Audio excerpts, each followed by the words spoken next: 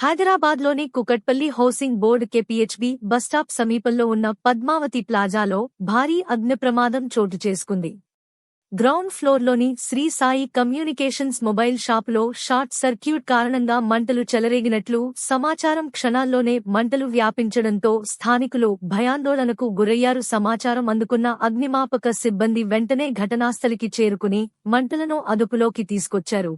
ఈ ప్రమాదంలో షాపులోని విలువైన మొబైల్ ఫోన్లు మరియు ఇతర సామాగ్రి పూర్తిగా దగ్ధమయ్యాయి. అదృష్టవశాత్తు ఎలాంటి ప్రాణనష్టం జరగలేదు.